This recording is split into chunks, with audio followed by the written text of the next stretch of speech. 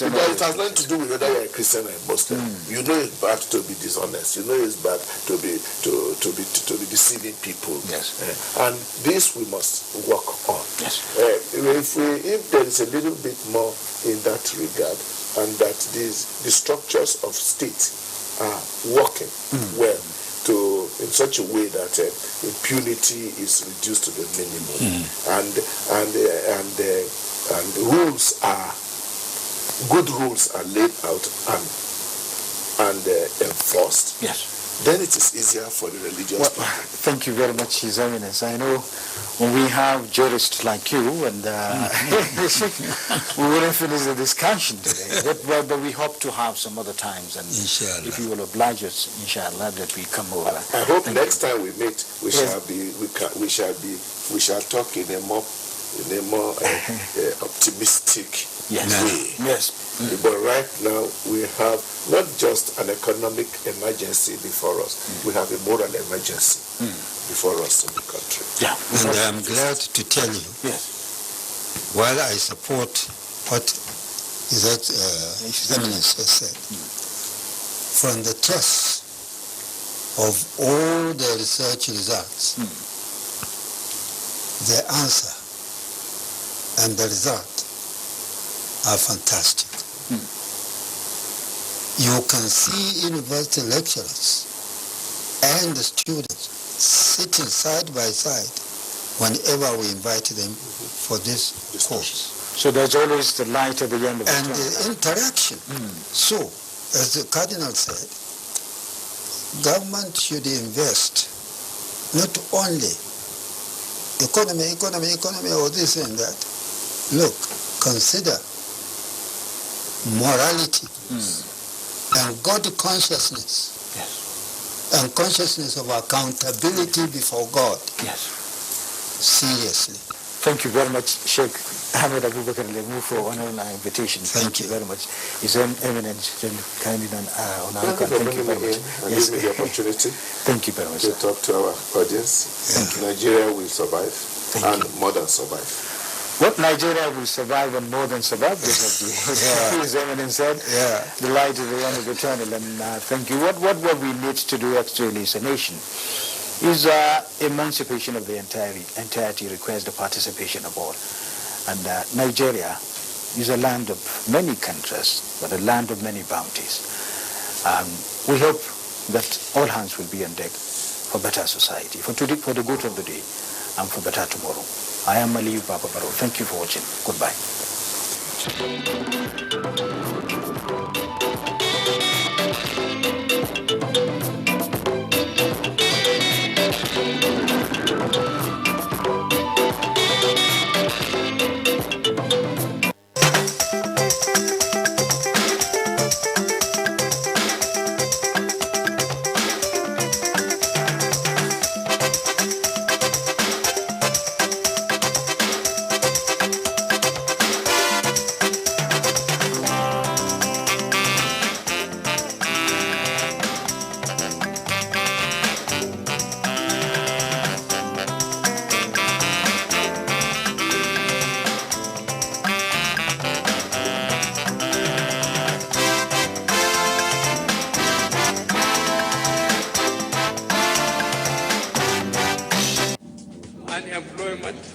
Notably youth unemployment, features strongly in our party's manifesto.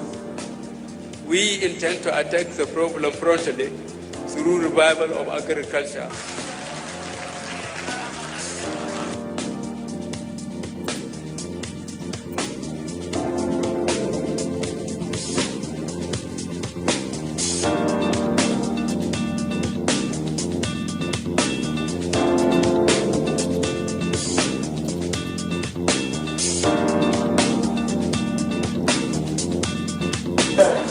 Is going a long way. Actually, I bought an acre of land for 60K like 2012, and presently I have a cassava farm and a yam farm.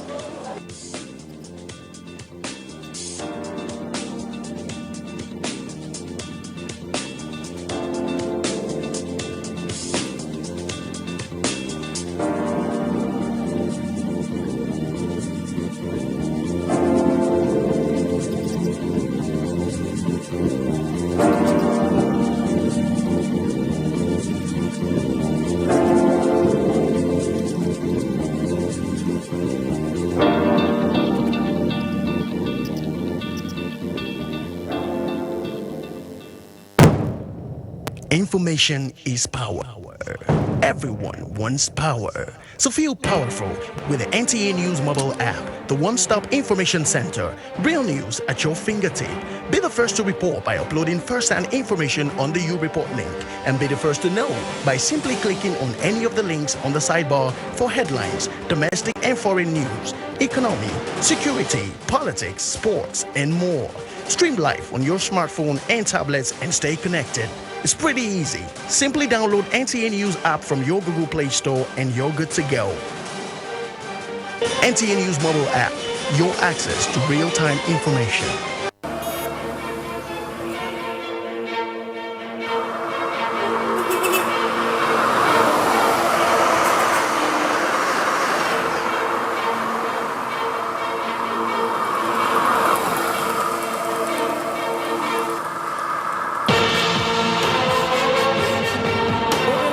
Drive in the rain? It depends on the velocity of the rain.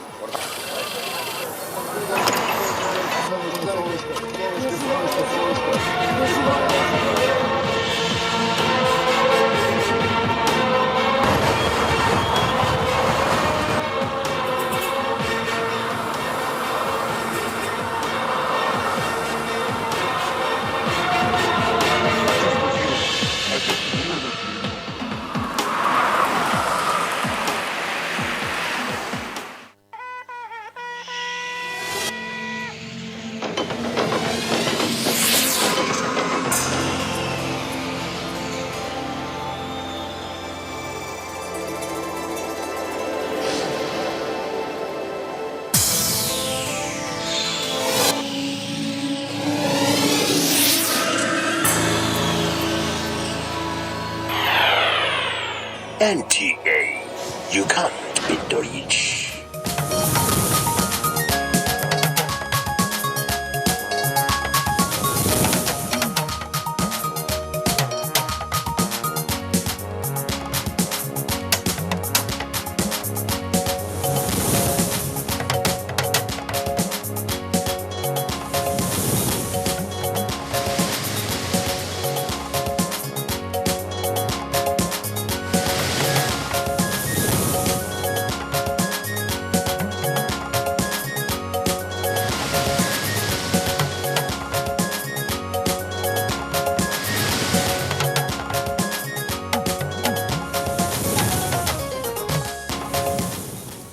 President Buhari felicitates with Nigerians at New Year, promises free, fair, credible elections. The police operative are still in his residence and will not retreat until Senator Didier Melai surrender himself for arrest and investigation. Police insist Senator Melai has case to answer over attack on personnel. Air travelers delight at Nnamdi Azikiwe International Airport as congestions and delays experienced at this time in the past vanish.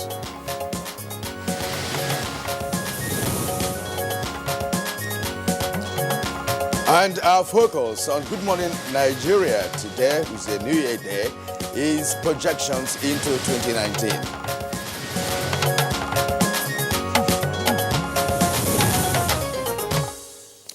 It is that time again when individuals, groups, institutions, organizations, and even governments look back to retrospect and look forward to prospect. I know exactly where you're going to, Ruth. You mean the end of or beginning of the year when stocks are taken to assess whether results met plans, then resolutions made and targets set for the future. You're right, Kirian. And this annual ritual of stock-taking and target setting are necessary actions that enable the world to plan and make projections in order to achieve certain goals and objectives. Well, the world cannot be wrong, Kirian. Exactly. The fact that there is an agreement on the need for projections and plans to meet certain goals within a certain period of time means that it's very important. I quite agree with you, Ruth. By the way, what is your New Year resolution? And have you achieved the ones you set out for yourself in the past year? They are personal resolutions that I don't want to discuss on national television. After all, Have you told us yours? I just pledged to be a patriotic Nigerian, work more for the development of the country, and I think I have done well in that regard. Don't you think so? Yes, Mr. Patriot. Well, it is not about personal resolutions this time around, Kirian. It is about Nigeria, our nation. Can we look into the crystal ball and see what the new year brings to the nation? Yes, we can. And international and domestic institutions have made different projections on global, regional, and individual countries, cutting across social, economic, and political sectors, which explains why this edition of the program is discussing projections for Nigeria in 2019. So what are the general outlook for Nigeria this year? How will the general elections turn out? What impact will the result have on the economy? Will Nigeria consolidate on the growth recorded in 2018, which Forbes said made the country the largest economy on the continent? What areas should the country do better? Which sectors should Nigeria explore? You know, when Forbes make such assertions, it's indeed a very serious matter. It does mean that Nigeria has actually done well economically in the past year. And poses more responsibility. Exactly. Now, these are some of the questions Gets will answer as we project Nigeria in 2019 this morning on the program. I am Kirian Umayo, welcoming you to Good Morning Nigeria, coming to you live on the network service of the Nigerian Television Authority on a New Year Day. And I am Ruth Aguele. Thank you so much for joining us on this edition, the new edition. And as usual, we present our companion segments that include newspaper review, business, sports, foreign, and entertainment news. But first, let's take the highlights with Usman Aliyu. Good morning, Usman, and a happy new year to you. Good morning, Ruth. Thanks, and happy new year to everyone there. Now we'll start the news with the message from the presidency. President Muhammadu Buhari rejoices with Nigerians on the new year. In a message to Nigerians, the president says 2019 will be a very significant year for the nation, as it is an election year during which leaders will be elected at national and state levels. The president reiterated his promises and declarations that the 2019 general elections will be free, fair, and credible. Elections need not to be a do-or-die affair, he said. And Nigerians should not approach the elections with trepidation and mortal fear, as a large number of presidential candidates have committed to peace, and peace we shall have. President Buhari said those who continue to trumpet falsehood and negativity are fighting a lost battle, as Nigerians are believing and trusting that his administration will deliver on a level playing field at the polls. He noted that Nigerians desire peace, security, prosperity, inclusiveness, and infrastructural development for the nation. He added that despite challenges facing the nation, his administration is resolved to combating them all by making steady and sustainable progress in all areas of national life. He thanked Nigerians for their support and collaboration in the previous years and asked for the same in 2019 and beyond. The president said he hopes that Nigerians will renew his mandate for another term, while urging all citizens to rededicate themselves to the vision of a nation that works for all. The usual hustling and bustling by passengers at the Nnamdi Azikiwe International Airport, Abuja, took a low turn on the eve of the new year, as passengers were seen being attended to by airlines without delays.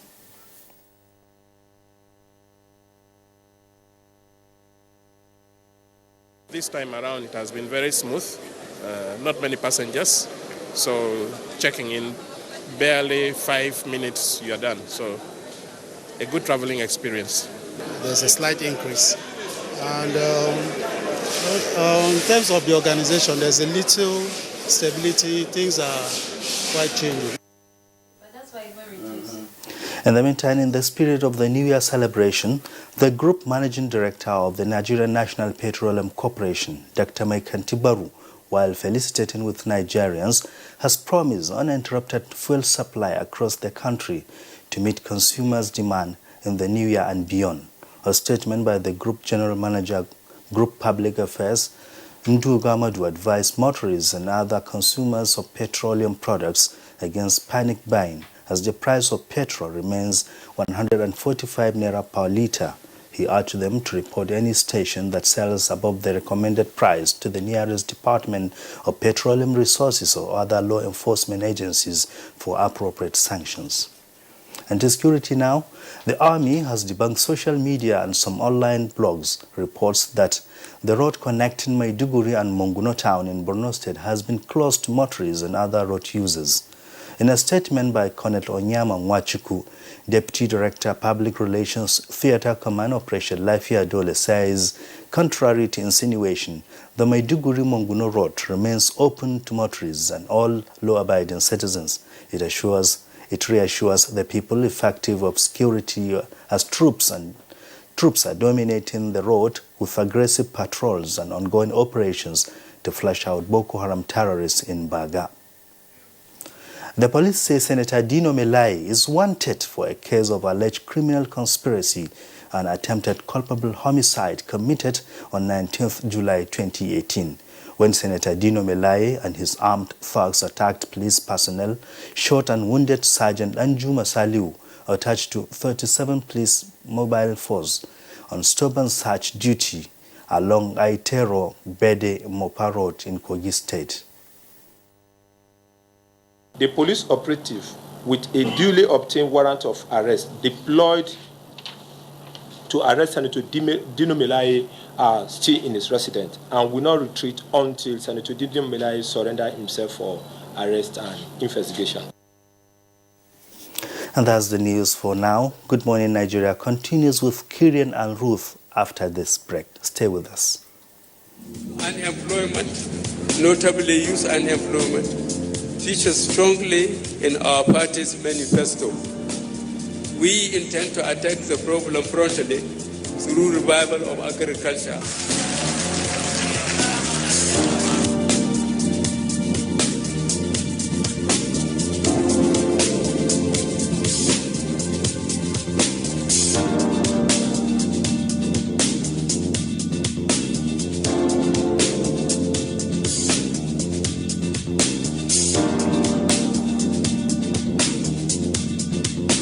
The 30K is going a long way.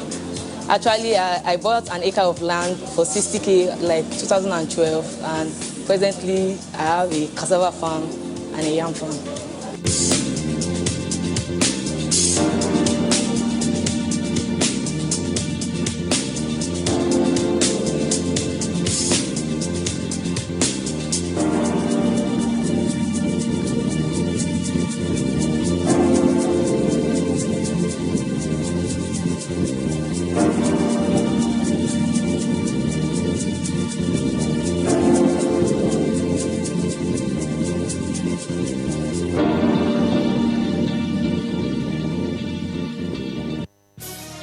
Reorganized, trained, and fully equipped, we are the new improved Nigeria Police Force. We fight crime, we bust syndicates. Whatever the crime, wherever the hideout, the Nigeria Police Force will get you busted. Stop kidnapping, armed robbery, murder, pipeline vandalism, and other criminal activities. Be productive. Be security conscious. Join the police force to secure your life and property. This message is from the Nigeria Police Force Public Relations Department.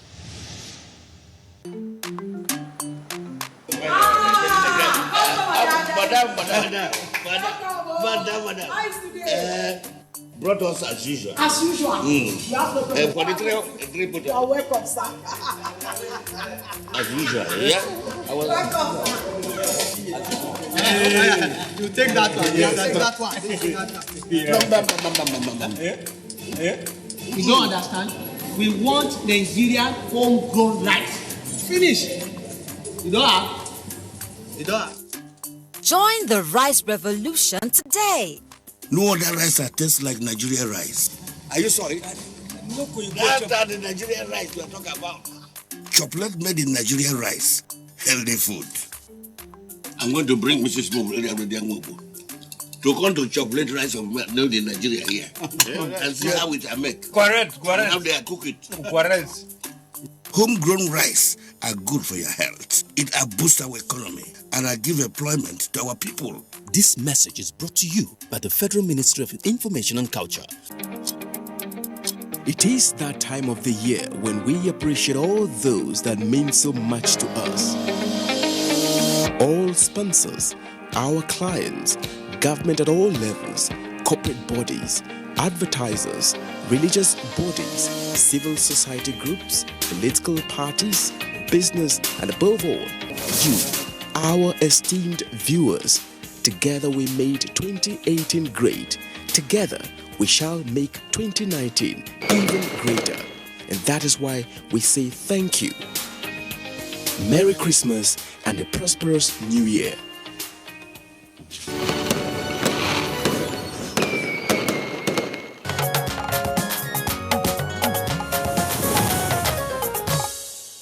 And if you have just joined us, you are in good time for this maiden edition of Good Morning Nigeria for the year 2019. Now to business. Central Bank of Nigeria introduces Consumer Complaints Management System.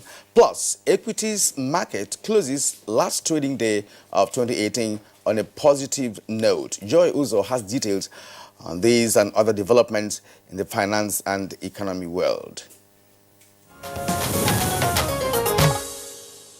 It's good to have you join us on Business News. We'll start with the housing sector, where latest information from that area indicates a total of 18 billion naira mortgage loans was refinanced by the Nigeria Mortgage Refinance Company as of December 2018. The company confirmed the figure in a statement issued this week in Abuja. The statement said the deployment of the 18 billion naira to refinance mortgage loan portfolios of member lending institutions has helped to boost liquidity in the Nigerian housing markets, thus enabling mortgage lenders to provide more housing loans and encouraging long-term mortgage loan creation. And to telecommunications, the number of subscribers across all networks rose to 169.1 million in November 2018, up from 165.2 million as at October same year. The rise in the figure of subscribers, which was released by the Nigerian Communications Commission, NCC, at the close of 2018, also showed an increase in tele density from 118.03% in October 2018 to 120.79% in November same year. With these increases, the total number of active subscribers in the country recorded a growth of 3.86 million telephone users, rising from 165 million recorded in October to 169 million in November 2018. Until the equities market, the Nigerian Stock Exchange closed last trading day of the year 2018 on a positive note, appreciating by 1.27% to close at 31,430.50 basis points. Next is a graphic representation of the closing figures.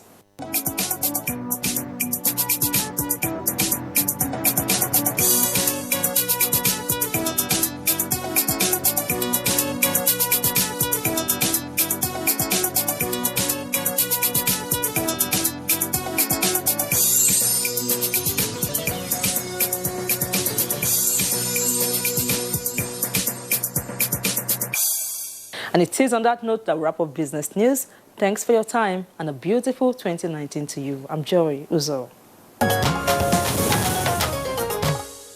Thank you, Joy. Now, newspaper review is next on Good Morning Nigeria.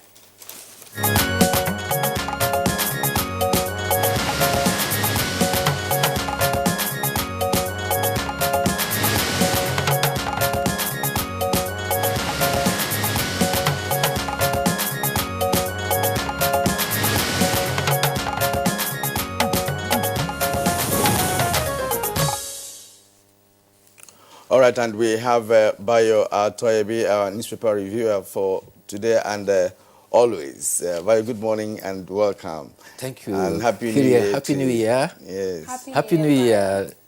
And Happy New Year, Nigeria. I wish everybody peace, progress, and prosperity. All right, Ruth. All right, let's start with Telegraph, New Telegraph. We'll go straight to the leading story. Prepare for prolonged strike. NLC tells Nigerians.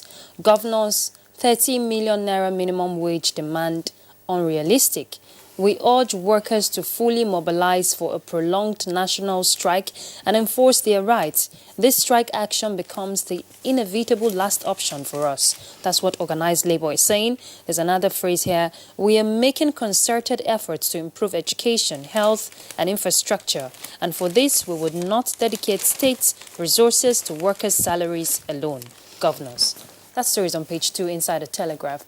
Okay, and now to the Blueprint newspaper. Blueprint captured it this way. 30,000 minimum wage, not realistic, governors insist. With a rider, be prepared for prolonged strike action. NLC tells workers. Details on page 6. We'd like to bring in Bio here because this has been pending for a while now, since the past agreements between the government and the organized labor on this issue of a minimum wage. Yes, by law, there's supposed to be a periodic review of the national minimum wage. The time had been exceeded. The federal government set up a tripartite committee and it recommended a minimum wage for the federal government. The controversy now is that Labour is insisting that 30,000 naira is the minimum wage that was agreed. Governors are saying they cannot afford to pay more than 22,500. Why they set that as a ceiling, they say they do not stop any other government from paying more than that 22,500, but that is what they can afford. And Labour is saying that by International Labour Organization standard, when negotiations have been reached and settled, what is left is the implementation of what has been agreed upon. Therefore, by June 8, if that is not implemented, they are threatening to use the stick this time. All the while it has been a carrot negotiation. Now they say they are going to use the stick. They are threatening to shut down the country. But there is a dilemma here. As it is now, the recommendation of the tripartite committee has been handed over to the federal government. It has not been presented to the Federal Executive Council. And after it has been presented, although the Labour took the initiative to provide a proposed bill for the National Assembly to endorse, the bill has not gone to the National Assembly. The National Assembly is currently on a recession. They are not likely to resume until January the 16th. And the deadline for Labour calling off the strike, that 30,000 must be implemented, or is January 8th. So who will bail the cat?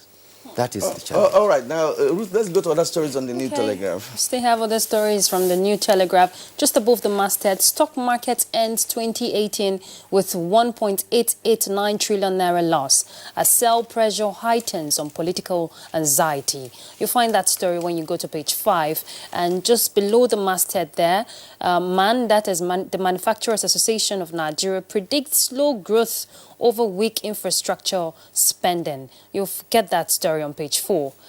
Access Bank Diamond scrap ATM charge for customers.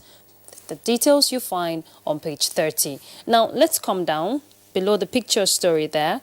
2019 polls not do or die affair, President Buhari. Tinubu, why Nigerians must re-elect president. Atiku, PDP will rescue Nigeria from APC's misrule. The details you find when you go to page 4 and 5. That's the outlook for Telegraph. All right, now, before we bring in Bio once again, let's take other stories on the Blueprint newspaper for this morning. And just beside the Blueprint, the nameplate, we have a Diamond Bank, 2 others removed from NSA index. That's on page 3.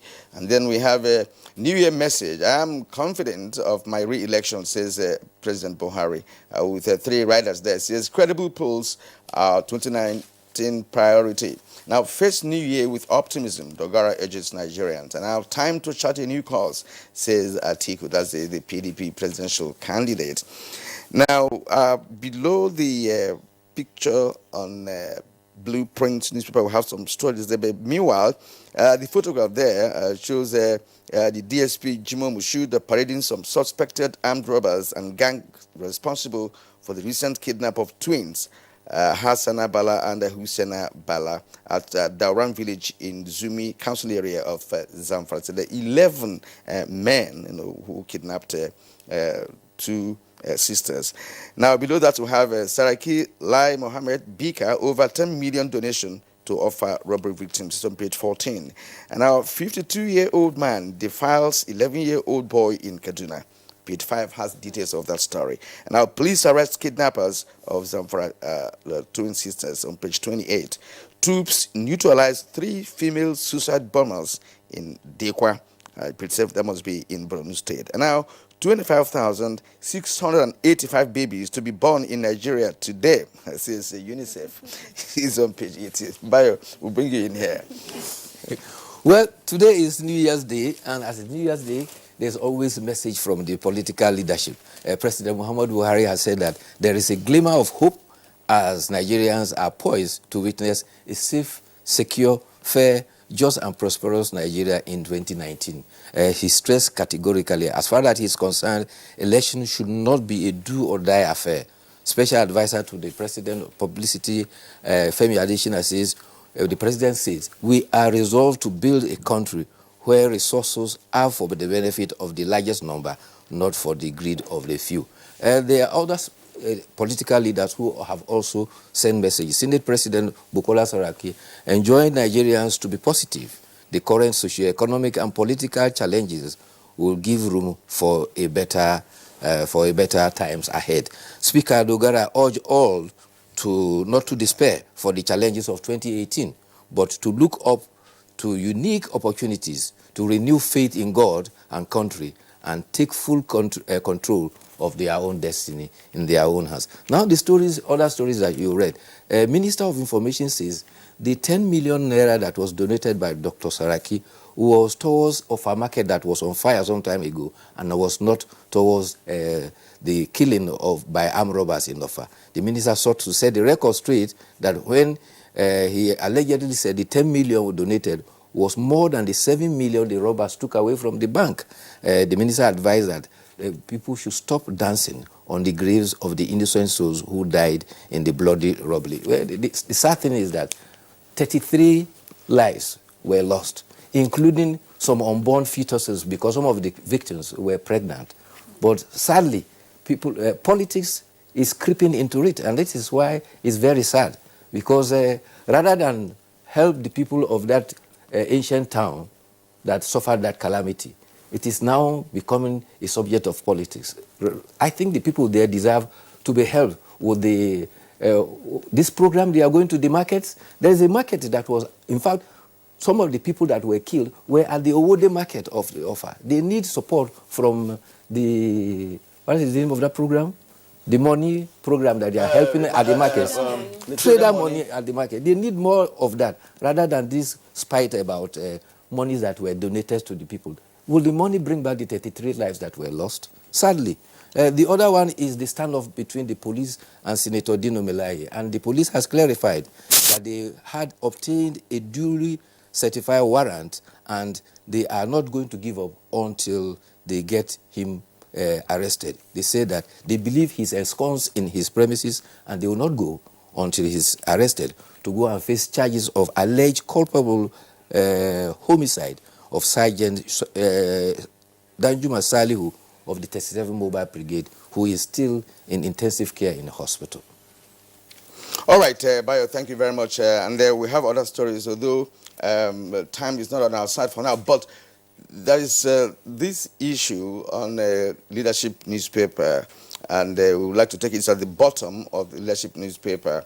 Of course, we have talked about President Buhari promising a secure, prosperous nation in 2019. That's the lead story here. But on the bottom, so U.S. visa applicants stranded as embassy closes in Abuja and Lagos. And then we've also read about airlines witness low turnout of passengers. It's on page 43. Just take one or two before Bayo rounds From off. Daily Trust, mandatory use of national identification number begins today. That's what the federal government is saying, and you get that story on page 6. Bayo has talked about other stories, so I'll just pick one more below the picture story there. Manufacturers want federal government to revisit 2019 budget assumptions. The details you find on page 17. Yes, there was that story Kilian read about Nigeria today, on New Year's Day, about 25,685 babies will be born in Nigeria today. And that is about 6.5% of the 395,000 that will be born today worldwide. And the UNICEF country officer in Nigeria gave that statistics. And sadly, she also pointed out that the concern about people dying, children dying before they reach age of 1 year is quite high, and something has to be done about that. The other story, sadly, is a fire that engulfed a mortuary in Enugu-Ukwu in Anambra State. Unfortunately, reports are conflicting. Some say 20 corpses, others say 50. Some other newspapers are reporting 100. The corpses were burned beyond recognition in the mortuary. And the fire started from nearby bushes. And before the fire brigade could get there, it started about 3 p.m. The fire has consumed most of the dead. It's so sad.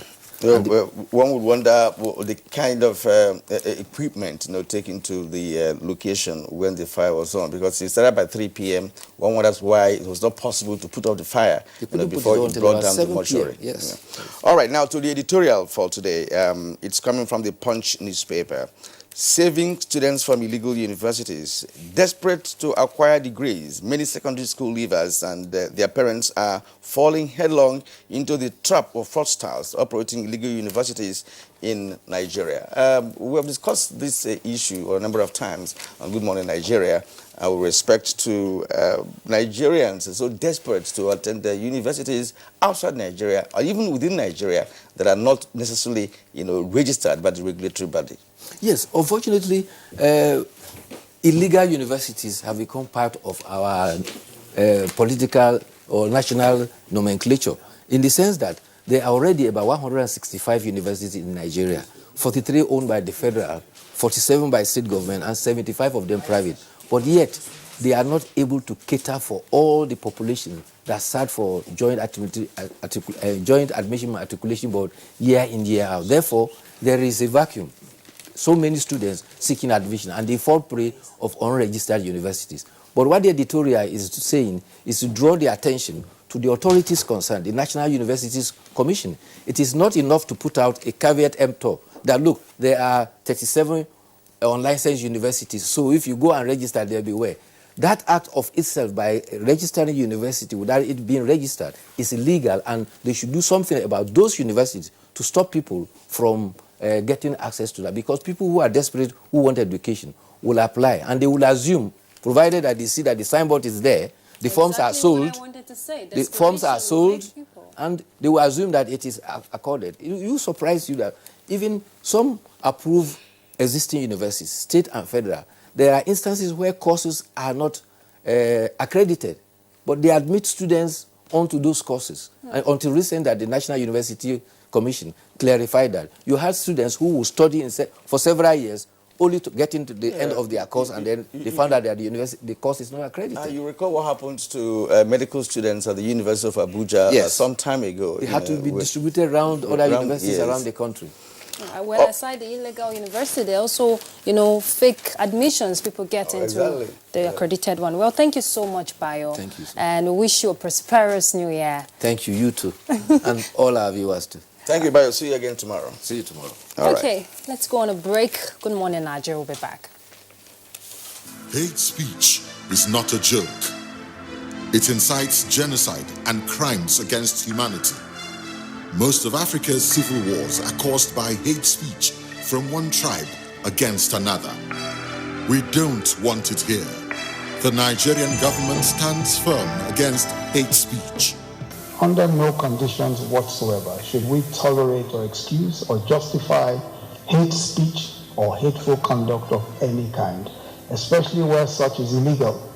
There's no doubt that the resurgent push for separatism, as well as the rising cases of ethnic and religious disharmony, are all traceable to the growing phenomenon of hate speech. One nation bound in freedom, peace and unity. Nigeria, one nation, one people. This is a public service announcement brought to you by NTA.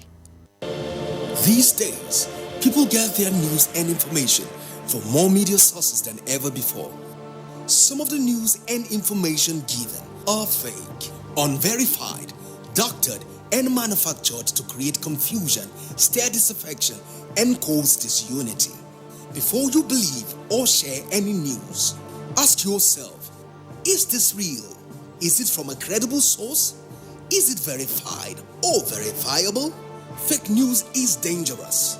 Whether you do it for fun or for political gains, real people can get hurt. Fake news, don't create it, don't spread it. This is a public service announcement from NTA. The Candidates, a presidential town hall co-production between Daria Media and NTA, supported by the MacArthur Foundation. 4 presidential town halls, 4 political parties and their presidential and vice presidential candidates, 4 Wednesdays in January 2019, 9th, 16th, 23rd and 30th January, from 7 to 9 p.m. Town hall venue, Sheraton Hotel, Abuja. Moderator, Kadria Ahmed. The candidates will be broadcast live on NTA and other partner TV and radio stations, as well as streamed online on NTA and dtv.media. If you are over 18 and want to be part of the audience, apply online at daria.media or use the hashtag NGTheCandidates or participate online using the hashtag NGTheCandidates.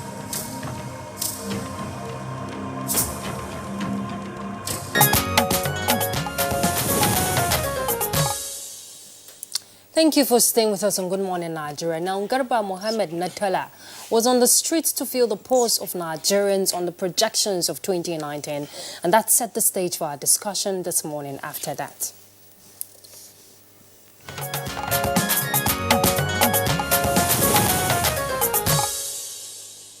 It is the desire of Nigerians to see improvement in their lives, be it personal or as a nation.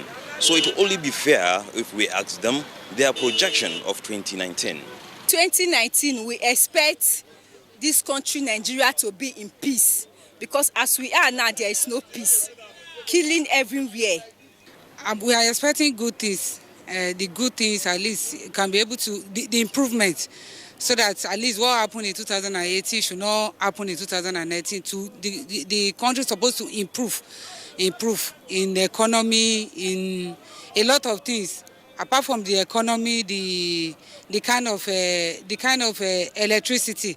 We don't have school. All these private schools that we are seeing, they are charging a lot, and it's still our big name that still have those hospitals, all these hospitals and schools. We need government school that can take care of our masses. Thousands of children are there; they are not schooling.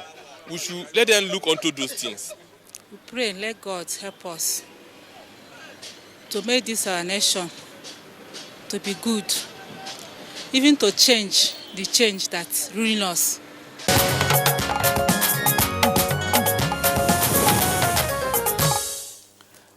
And joining us now to project into 2019 is Femi Adesina, Special Advisor on Media and Publicity to the President. Welcome to the program once again, Mr. Adesina. Good morning. I would also like to welcome another regular face on the program, Professor Nazifi Abdullahi Dama, Associate Professor of Development Economics, University of Abuja. You're also welcome to Good Morning Nigeria. Good morning, Cherian, and good morning, Nigerians. And joining us in our Benin Network Center, let's welcome Professor Joy Enugu, I beg your pardon, Joy Ngozi Ezilo, Professor of Public Law, former UN Special Rapporteur on Human Trafficking and Public Affairs Analyst. Good morning. Thank you so much for joining us on Good Morning Nigeria. Good morning and Happy New Year, Nigerians.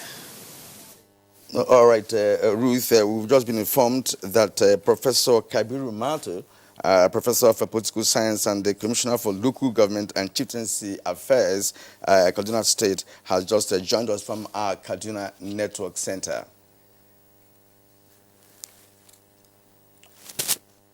Okay. All right. Well, as soon as he actually joins us, we will let you know. But for now, gentlemen and lady, you're welcome to the maiden edition of Good Morning Nigeria for the year 2019. As a matter of fact, it's been a year of political and socio-economic activities within the all strata of government. Of course, we have a low and high points scored in all these aspects of our human life. I'd like to ask Femi Adesina to make an assessment of 2018 with respect to every indices possible, for you people to illustrate what you feel about the year 2018. Thank you. Well, I would like to say Happy New Year to Nigerians once again. Well, 2018 was a year that started on a very bad, sad, dolorous note. Recall that there were killings, particularly in Rivers State on New Year Eve / New Year. And then in Benue, it suddenly looked as if hell has opened itself against Nigeria right from the first day of the year. And that persisted for the first few months of the year. But then things changed. The narrative changed along the line. We saw relative peace. There were heightened political activities. The economy began to show some good prospects. So I would say 2018 was a year of, it was a mixed grill year and a year of mixed blessings for Nigeria. But despite it all, here we are. Today, the first day of a new year. Whoever thought that 2018 was going to consume Nigeria now has another think here. Nigeria is here, together, one country, under God. Unity in diversity. So it was a misgrill year for Nigeria, but looking back, we have cause to appreciate God for his mercies to us as a country. Now, Mr. Adeshina, a nation's prosperity is is a huge, the prosperity of a nation is, when measured, is a huge tax on the government.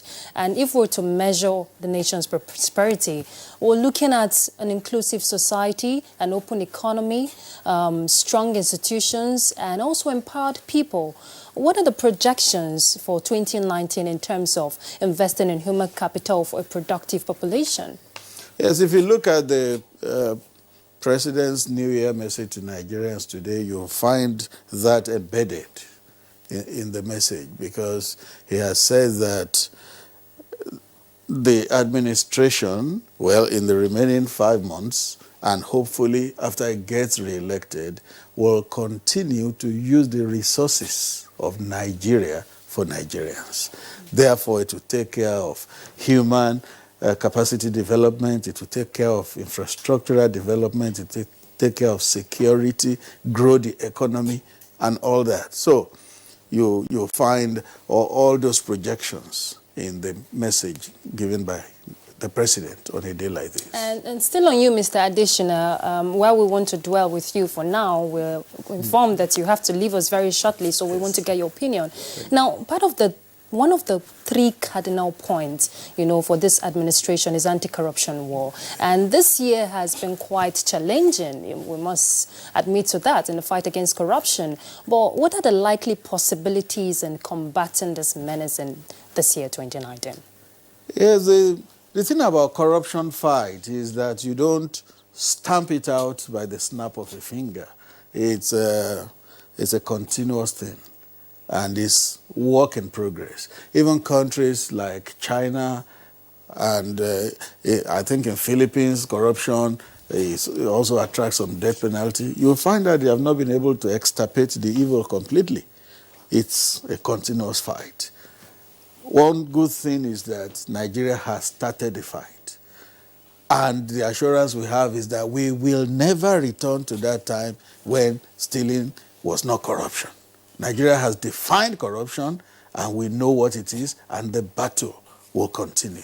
So it was fought in 2018, it will be fought in 2019 with more vigor, and there will be progress.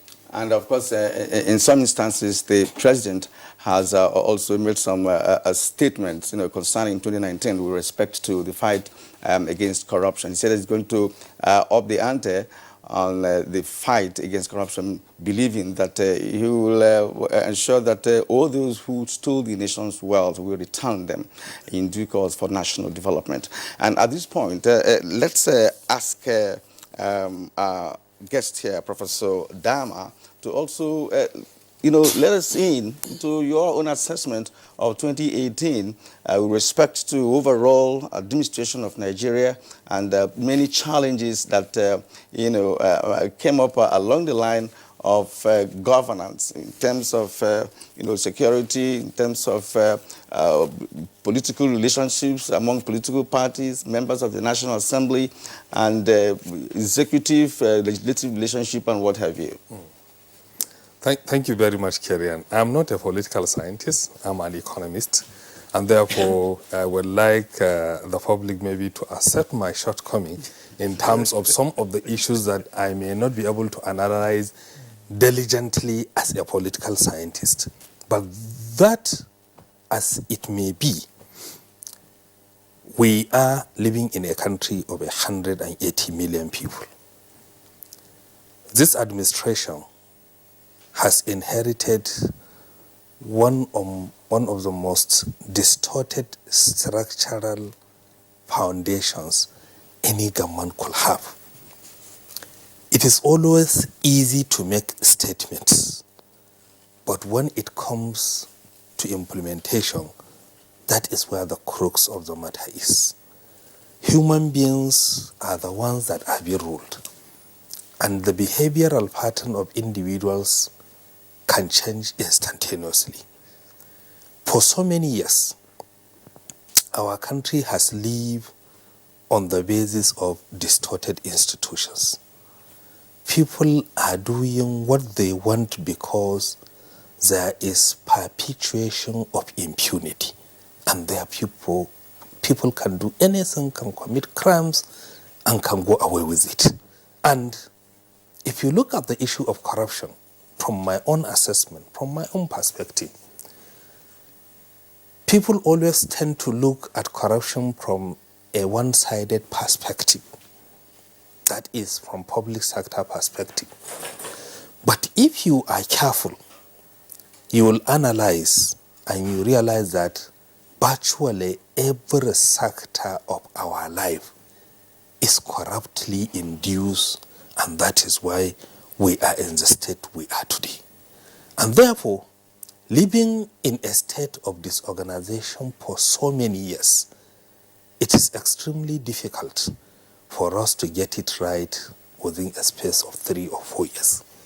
But the most important thing is that, which I will give credit to the government, is that we have started something, and we have started achieving something, and we are going somewhere. But certainly, the journey is a very, very long one. And importantly, if you look at our behavioral attitude as individual Nigerians, what makes our country to be at the state it is our collective guilt, not the guilt of only some people. And let me give you a simplistic example. Our penchant for import or imported goods is what has led our economy to be extremely import dependent. Governmental policy may try to change it, but behavioral change must supersede governmental policy for us to be able to change to where we want to be. You can't expect an economy of 180 million people to be extremely import dependent and then not to have distorted economic growth, not to have serious massive unemployment, not to witness very low value of naira relative to other internationally convertible currencies, not to have a very negative balance of payment position. Now, if we want to change all these negative macroeconomic indicators, we must have a consultative process as a nation, involving every stakeholders, so that as Nigerians, let us domesticate production in Nigeria so that we leave more income in Nigeria, generate more employment in Nigeria, produce and consume more what is required in Nigeria rather than being at the helm of foreign dependency. If you look at comparative countries that have been able to achieve economic stability, low levels of corruption, prosperity for their people, and moving so many people out of absolute poverty, particularly if you juxtapose our level of development with that of China, you realize that one of the things that the Chinese did before their 1979 openness is to make sure that they domesticate production as much as possible within China, because the very foundation of economic prosperity is the development of your internal market. Once you have a vibrant internal market, then you are ready to take up. And that is what the Chinese did. In the last 40 years, if you look at the history of China, it has never happened before, and I doubt much if it could ever happen. They were able to move over 700 million people out of absolute poverty. It is not by foreign-oriented policy making. It is through homegrown, Chinese-oriented economic, political, and social policy making. And you see, the reality of life is that you cannot undertake economic development in the absence of peace and security. You can never achieve peace and security until people understand that you cannot be able to achieve anything without peace. You cannot achieve peace and security until there is synergy, which unfortunately people have talked about, and I don't know how true is it, that there is no synergy between a lot of our security agencies. The police cannot successfully work in the absence of information from SSS. The Nigerian army cannot succeed without intelligence information from SSS and police. The Nigerian Air Force cannot work alone and succeed without relevant information from Nigerian army, particularly the fact that you have 34 states that are under the operations of the Nigerian army. And in the absence of coherency and coordinated consultation between all the security agencies that matter, none of them can be able to succeed alone without complementary support of the others. So we need to have that cohesion, we need to have that cooperation, we need to have that consultation. And importantly, traditional institutions in any part of this country, whether they are traditional rulers, whether they are religious leaders, whether they are community leaders, they are part and parcel of the security architecture. And unfortunately, they are not playing the prominent role they are supposed to be playing. So our expectation is that the government will have a much more inclusive and consultative process with all the relevant traditional institutions and everybody that matters, so that everyone can play his own part, and together as a team we can have a much more peaceful, prosperous, and lively country to call ourselves. Professor Dama, we're going to pause you here and return to some specifics in the course of this conversation. Exactly. But for now, Ruth would like to go to Enugu and talk to Mrs. Ezilo. Professor Ezilo, now Professor Dama has said a lot, in terms of attitudinal change, peace for economic stability to thrive. Now, for us to look at the prosperity ahead, we must retrospect for perspect. What are your opening remarks? Very important, even though 2018 has come and gone, we need to review it in order to know how we're headed for 2019. And for me, there is still a lot of challenges. We've seen the good, we've seen the bad and ugly, and Nigeria has also been in international news for good and for worse. And when you look at the major issues or markers of 2018, the issue of human security or human security remains a challenge. Abrogation of life in terms of threats, whether Boko Haram and other criminalities, has been on increase. We've seen corruption persist. Governance challenges at state and in fact at all levels, and we've seen a lot of the peace brokered, fragile, the ethnic militias, and demand. And I think we cannot forget in a hurry the demand for restructuring of Nigeria that dominated most of 2018. And as again we ended with I don't know how we came out of that. Still, remaining intact as one Nigeria. But some of the issues that persist, that will define where and how we're headed for 2019. Issues about huge youth unemployment, the security challenges, threats to human rights, human development, because if you look increasingly, of course, there is demand for wage increase, for minimum salary, but you find that Nigerians can hardly afford the basic. Food insecurity is becoming a huge challenge. The educational sector, a lot of people are on strike as we end the year. The students are getting, not just students, youth in general, more restive. And if we go into 2019, we are already with this kind of restiveness, and then the election coming up, what does that portend? Of course, I believe that we're going to have a successful election. I believe that despite this, if we begin to put our acts together, that Nigeria can still leapfrog in terms of development. We've seen also the bad side about auctioning of Nigerians for a few dollars in Libya, making the international news, and a lot of, but still, in terms of human irregular migration and human trafficking, it remains an ugly spot in Nigeria history. Will that decrease for 2019? I don't think so, because when I look into the future, from where we are coming from and from the reviews that we've had so far, we've not had people putting the interests of Nigeria first. And I mean political leaders and elite. They don't think Nigeria first. And they need to begin at all levels, whether at the level of lawmaking or governance. Think Nigeria first before they think of themselves. We have so much selfishness that we are not patriotic enough. We don't love this country.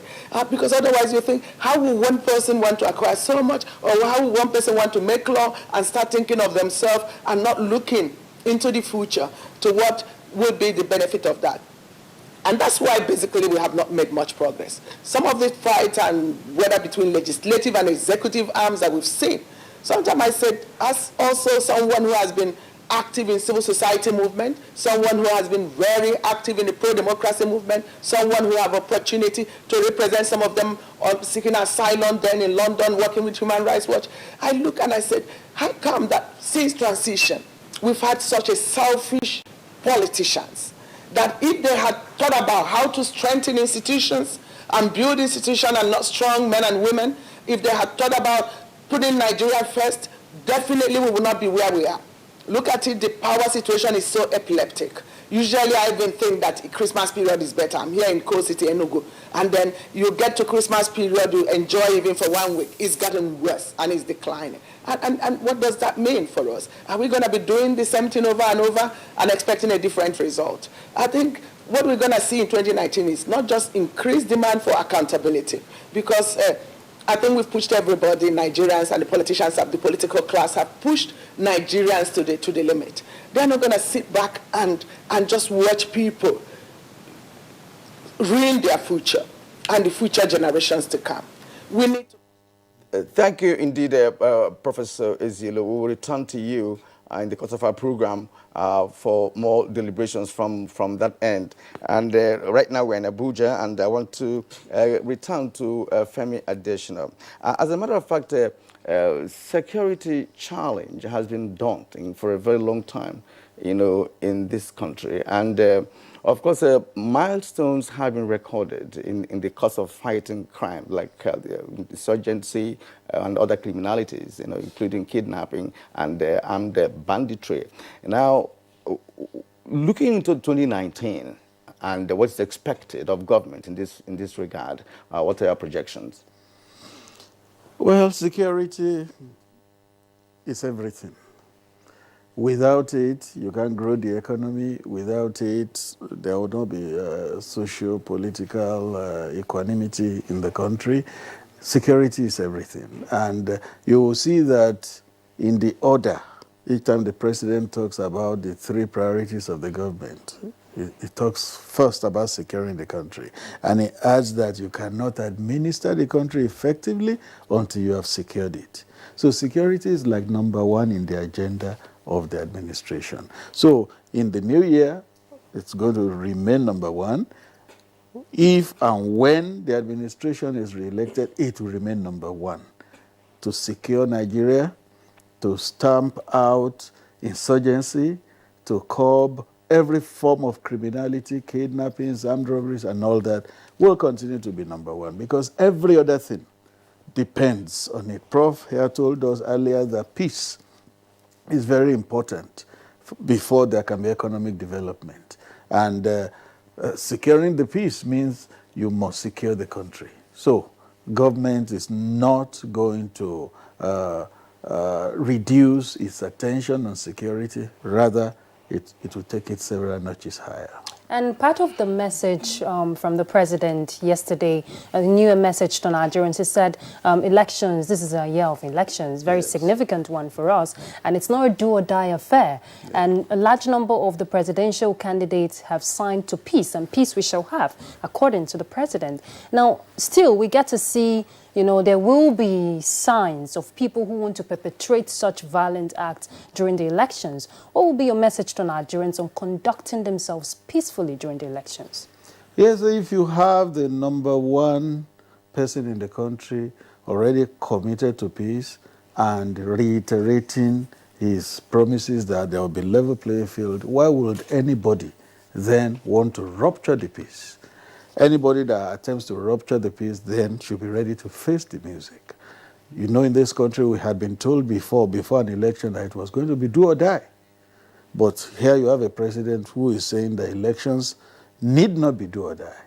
Therefore, you have a president committed to peace, and the least the citizens can do is also to commit themselves to peace. We know that there will always be deviant behavior in any society. That is why the security agencies must be up and doing and make sure that they immediately nip such things in the bud. All right, Mr. Femi Adesina, we thank you indeed for being part of our program this morning. This is the first edition of Good Morning Nigeria for the year 2019. We appreciate your being here, and thank you once again for coming. You. My pleasure. All right, and we've just been informed that our guest at the Kaduna Network Center is there for us. Professor Kabir Mato is a professor of political science and commissioner for local government and chieftaincy affairs, Kaduna State. Good morning, Professor Mato, and welcome to Good Morning Nigeria. Thank you very much, Kiran. Good morning and Happy New Year. Let's take your opening remarks now. You know, we are looking at Nigeria. Well, of course, the projections are there, but it's important for you to start by looking back at 2018, and let's have your own assessment of what transpired within the year concerning every sector of our national life. Well, thank you very much, Kirian. I have listened to, you know, some of my colleagues, you know, say their opinion about what happened in 2018.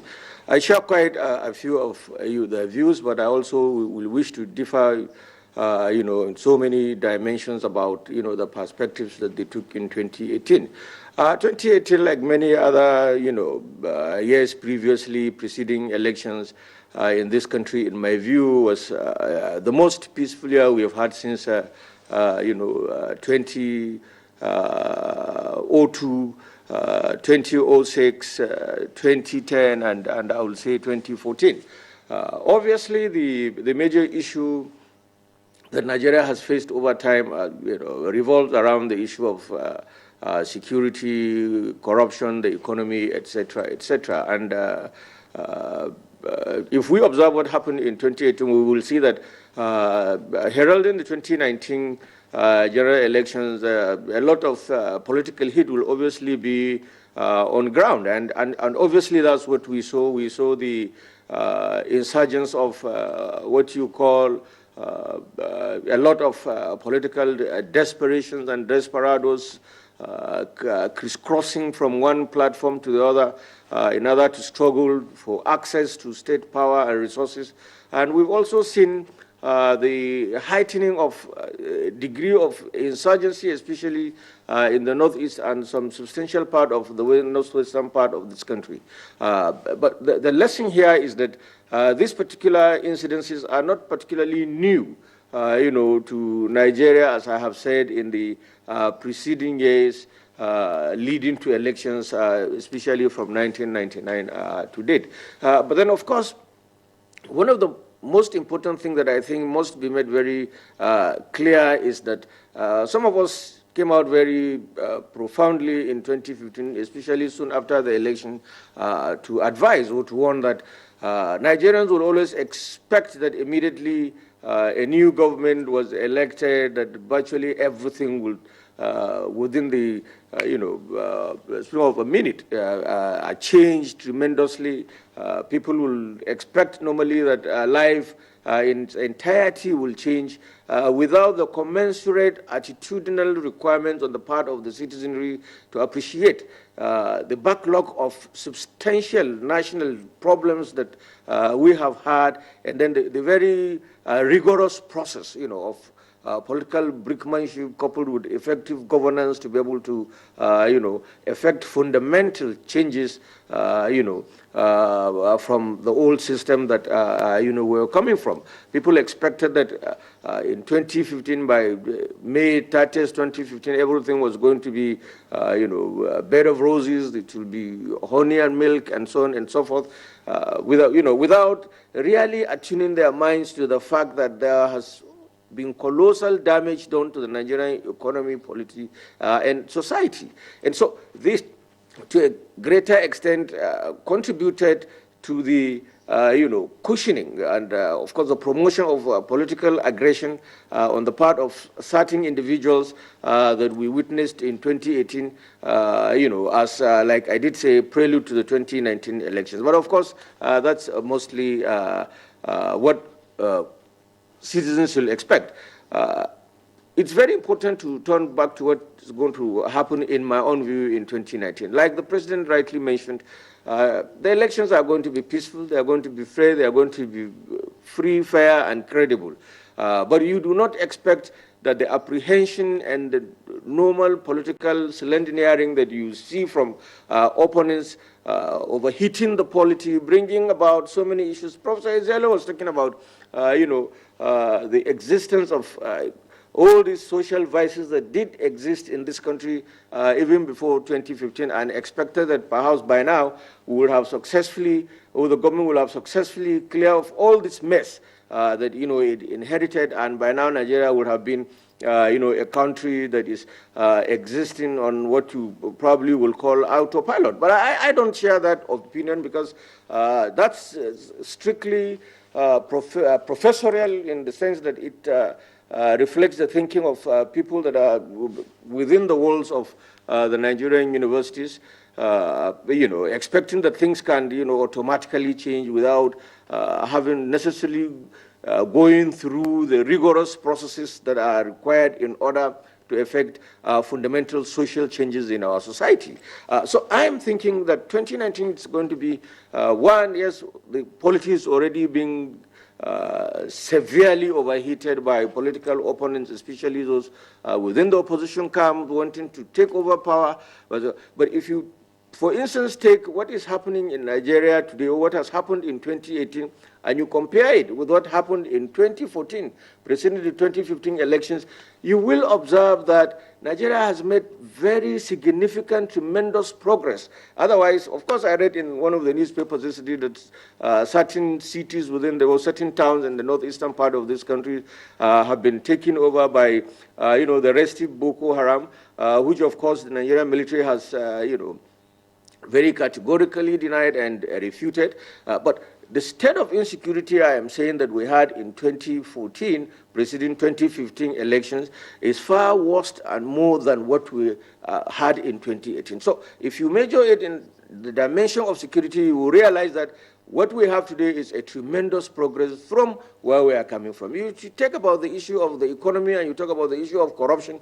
In 2014, corruption was, a national malaise, to the extent that people, people are just looking for the opportunity to be corrupt. Today in Nigeria, the stakes have, been made so high that it is very, very difficult for public officials to indulge in massive corruption. And if you do that at very great risk, because like I did say, the stakes are so high. If you are apprehended, you face the wrath of the law, and then you are dealt with appropriately. So you can also see that in the dimension of economy and corruption, Nigeria has done fairly well in 2018 than it was in 2014. And in the social dimension also, if you take the level of social arrestiveness that we had in 2014, and you compare to what we had in 2018, you will realize that in 2018 was much, a significant, improvement on what we had. So in a nutshell, what I'm saying is that societies are normally corrected through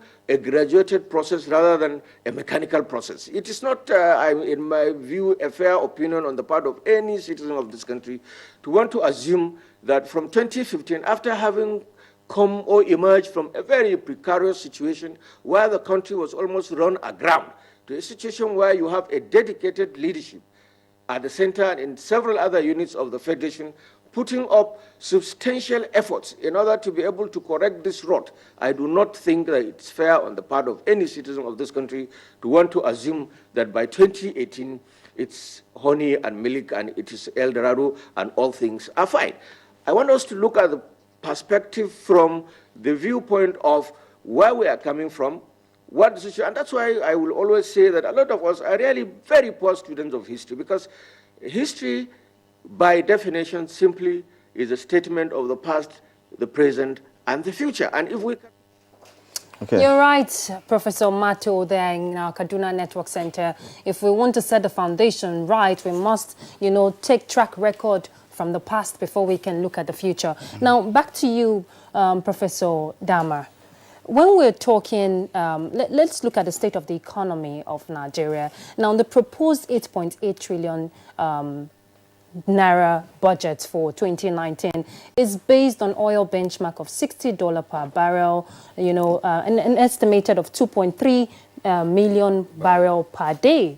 Now, the economy recorded positive growth in most part of the year due to recovery in oil prices. We saw $54 per barrel, from a peak, but we saw a decline towards October from 86. It went to, it declined from $86 per barrel.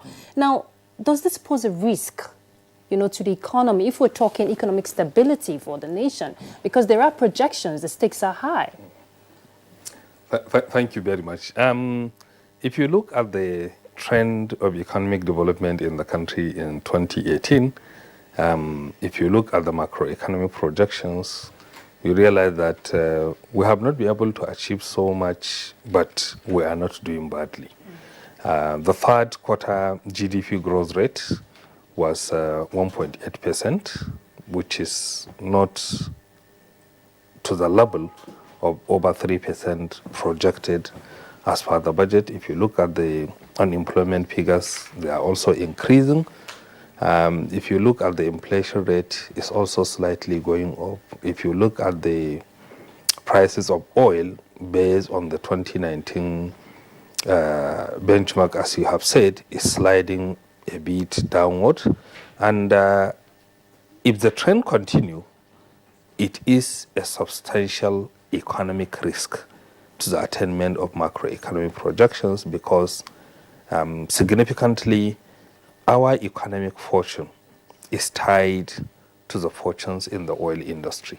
But be that as it may, some analysts have projected that based on the proactiveness of OPEC and then the even non-OPEC producers and the efforts they are making, it is possible for the prices to slightly go up above the benchmark. And I think maybe that is why the government is not so much in a rush to be able to revise the benchmark down. But the reality of our economic life is that we are making progress one step. We are also making progress or retrogression two steps. Why do I say so? Is because until and unless our economic management focus is not more associated with macroeconomic projections, but is looking more at fundamental indices of human development and sustainability, we cannot be able to achieve any progress. It is one thing for a country to have a stable oil foreign reserve in order to finance its importation or to provide import cover. It is another for it to have exchange rate stability between naira and the dollar. It is another for the economy to be growing maybe at 3, 4, 5%. But the fundamental question is, as far as development is concerned, how does this positive macroeconomic indices translate into better quality life for each and every citizen? And this is the crux of the matter. The Chinese, the Indians, the Malaysians are very much focused in their economic policy making, not necessarily on the macroeconomic fundamentals, but on every aspect of economic growth that is achieved. In what way does it translate into better quality of life for citizens? As I said earlier, the Chinese were able in the last 4 years to move over 700 million people out of absolute poverty. Today, China has a foreign reserve of over 3 trillion US dollars. In terms of foreign reserve, Chinese are the biggest. But fundamentally, if you look at what the Chinese did, why they have succeeded, there are 4 cardinal principles that make China to succeed. Number one, if the issue of institutionalizing medium-term national development planning culture, as at today, the Chinese are implementing their consecutive 13 5-year national development plan, meaning for the last 65 years, they have that culture. Now, that culture will entail consistency in macroeconomic policy and its predictability, a very strong oriented confidence on local and foreign investors as to where the economy is moving. It will also provide a basis for coordinated development strategy across various sectors of the Chinese economy, because development at any point in time is a mutually reinforcing phenomenon. You can't develop the health sector without commensurate development of the educational sector. You can't develop water supply without agricultural development. There is strong interrelationship. Number two, what the Chinese have done is that they have a deeply rooted culture of consultative process on every single sectoral or policy making. Number three, the Chinese are very, very much known for fiscal discipline and better economic management. So if you want to succeed... No, I'm not cutting you short. But we have painted scenarios, China as a case in point, with respect to governmental policies, economic policies, and their implementation. Well taken. Now, bring it down to Nigeria and what this government has been able to do in the last 12 months with respect to moving the economy forward. Forbes just reported positively on Nigeria's economy for now, and that for me is an indication that something good has taken place. Now, with respect to 2018 and all the economic indices humanly possible for analysis, what happened and what are you projecting? Because this is a non-productive nation, if you ask me, in terms of the fact that we're not into manufacturing and that we are not exporting as much as we should do, and invariably that brings about imbalance of foreign trade and what have you. So what are you projecting the nation should do? Should we borrow what China did word for word, or do we develop our own, native approach to it? You see, Kerry, you interjected my analysis, because that is where I'm moving further away from Nigeria to China. Well, I'm trying to lay the case and see what are the lessons that we can be able to learn, because many a times If other people succeed earlier than you, there is nothing bad in learning from them and then internalizing or domesticating it. Now, if you look at the trend of economic growth and projections in 2018 and what we expect in 2019, number one is we expect a more harmonious relationship between the executive and legislature toward passing of the budget and its implementation. Number two, we expect a more positive approach toward national development and strategy. As I've said earlier in several of my outings, and I'm continuing to say it now, you cannot achieve sustainable economic growth and development for 180 million people in the absence of a coherent national development planning culture. We need to go back to that culture. We need to do more in terms of attracting productive-oriented foreign investment, not venture capital-oriented foreign investment. We need to have more conversation between the federal, state, and local government and every stakeholder on the appropriate costing of capital projects in Nigeria, because we have one of the highest costed projects across the country. Finally, the president needs to appoint a more coherent, realistic economist to head Ministry of Budget and National Planning, because as an economist, I cannot head Ministry of Justice. And the president also needs to appoint chief economic advisor who has a cabinet status that can sit at Federal Executive Council and sit at National Economic Council and peel the pulse of the ministers and the governors to provide a coordinating framework for result-oriented economic policy making. All right, thank you, Professor Dama. Ruth, we'll take a short break now. You know, when we return, we will kickstart our conversation with Professor Joy in Enugu. Let's take a break now.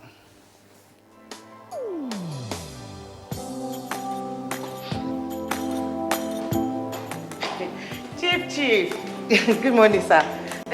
You are here already? No, now my spirit day, my body day for house. What kind of question is that? Were you not the one that fixed this meeting for 8 a.m.? You are now coming by 10 a.m. and start asking me jam questions. But Chief, now, I'm sorry. Don't you also go late for meetings sometimes? You know now, African time. No more African time. And no more pancaking of face during office hours. At the end of the day, we will lose valuable time. We will not make progress. If we want to move this nation forward, we must treat business as business and respect time. Change begins with me. Thank you, sir. I'm sorry. Can we go for the meeting now, Chief? Better. This message is brought to you by the National Orientation Agency in conjunction with the Federal Ministry of Information and Culture. If you hear a bomb explosion or gunshots of an active shooter, that might be a terror attack. At such times, always remember 3 action words: run, hide, report. Don't try to run towards the terror scene to save the situation, because there might be a second bomb blast or another attack. Run far away and take cover. Make sure you are safe first. Yes, it is in our nature to sympathize over the hurt, but remember, only trained personnel can help in such situations. When in a secured environment, promptly call relevant authorities and help will come. For anonymous reporting, call 09630-3250-5 or 0813-2222-106. If you see something, say something. Nigeria unite against terrorism. This message is brought to you by the Federal Ministry of Information and Culture. Thank you for staying with us. It's still Good Morning Nigeria, and we're looking at projections for 2019. Now, let's get to our Enugu Center, where Professor Ezilo is standing by. Now, Professor Ezilo, from what Professor Dama has said, if we want an enhanced productivity, we must fill up those, loopholes. Now, I know a good chunk, or should I say a large chunk, of the proposed budget for 2019 is looking at infrastructural development. Now, bridging the gap of infrastructural deficits will require the necessary capacity, talking about adequate framework, the necessary framework that will help in the implementation of key projects. What are your projections in the year 2019 if we must bridge that infrastructural deficit? Of course, I'm not an economist, but I am very economic literate. And when you're looking at the issues of the budget, and then even coming back from what I said last, what I think, and I still believe, and what is my thesis, is that we can do better, and we have the wherewithal to do better. And in terms of budget, it's not just about budgeting and how much. It doesn't interest me so much these days. But because I've done tracking of project and the implementation, is that there is a huge gap always in Nigeria between amount that has been appropriated and the actual amount released and the actual implementation towards a particular infrastructural development project. I am happy that there is a lot of emphasis on infrastructural development because that's a major issue. You can't talk about a country being developed. Of course, we know economic growth doesn't amount to human development, but then people need to take basic infrastructure for granted. And this is the minimum that the state can give to the citizens. And that have to be also bridged between the rural and the urban areas in terms of access to infrastructure. But we've had that.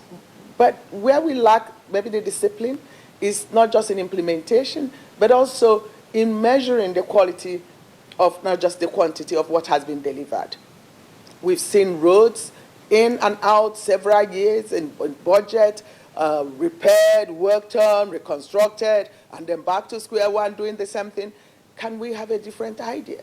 If you have this road, how long will it last? What's the expiring? When can they make another? So then you can hold people to account, those who have failed to live up to the standards in constructing that road. You don't do one road over and over. And we've seen that in Nigeria. That's depleting resources. So we need to raise accountability stake.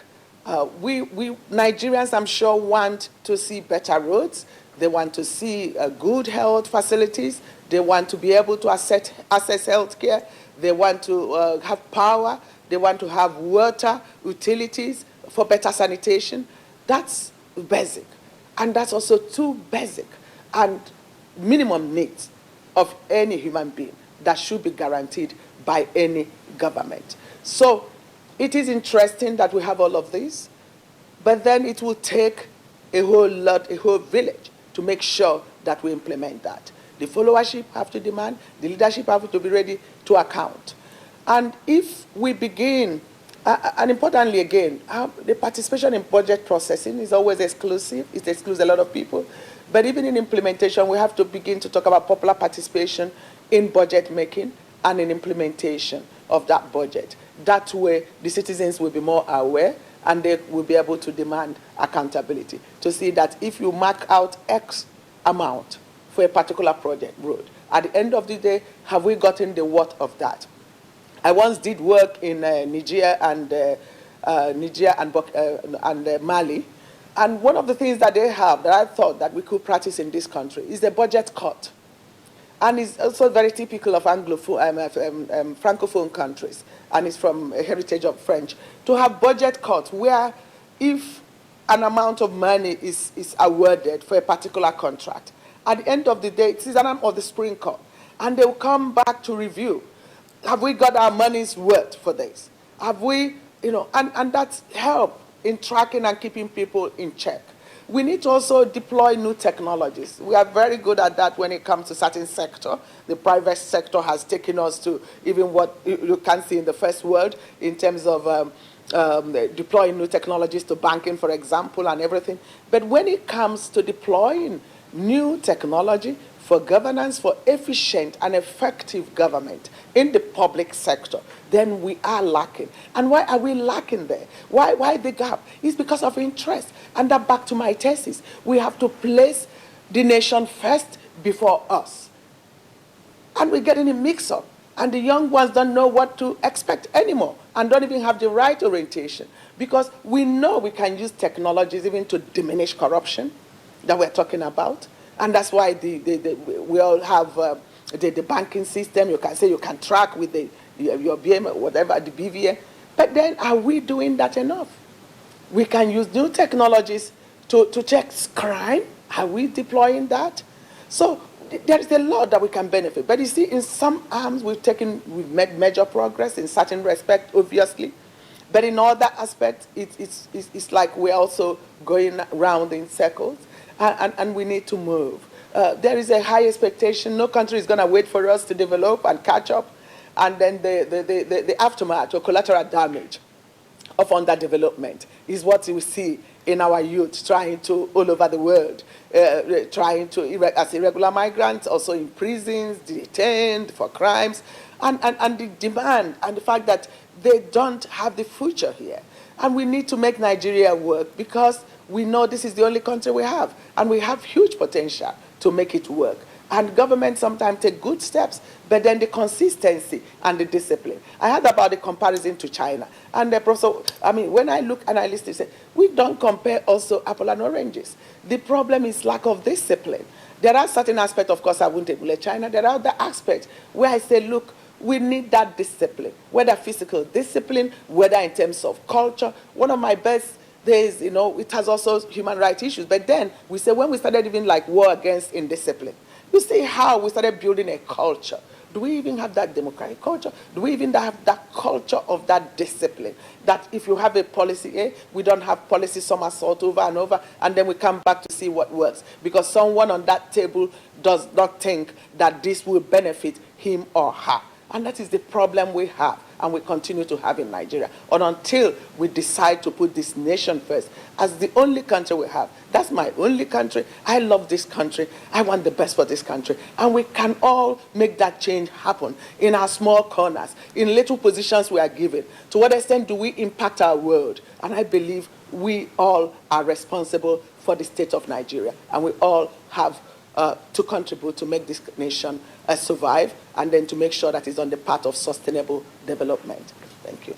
Yeah, interesting, Professor Ezilo. If we have time, of course, we will come back to you. We have raised very pertinent issues concerning the overall, developmental trajectory of Nigeria as it concerns almost all sectors of our national life. Now, at this point, let's return to Kaduna, where we have Professor Malto. Professor Malto, in every bifocal legislature, especially in a presidential system of government, which Nigeria is running, it is believed that executive legislature or legislative relationship is key to smooth governance in terms of passing the budget in good time and other aspects of lawmaking and implementation of developmental policies. Now, we know what happened in 2018. We've had some battles between the executive and the legislature. There are delays of budget passage. We also have some contentious issues that prompted hot debates along party lines and what have you. Now, as a political scientist, what will be your projection in 2019 with respect to executive legislature relationship and overall administration of the country?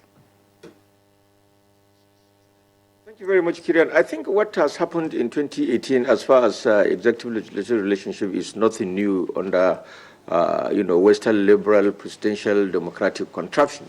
It is always expected, and some of us in the political science area keep saying that the very moment you hear a very cozy relationship between the executive and the legislature, then the citizens should begin to jitter. It's not always healthy for them to agree on every matter. It's always usual because that's basically the foundation of constitutionalism, where the various arms of government should, while collaborating, be able to check on the activity of the other in order to have a more harmonious and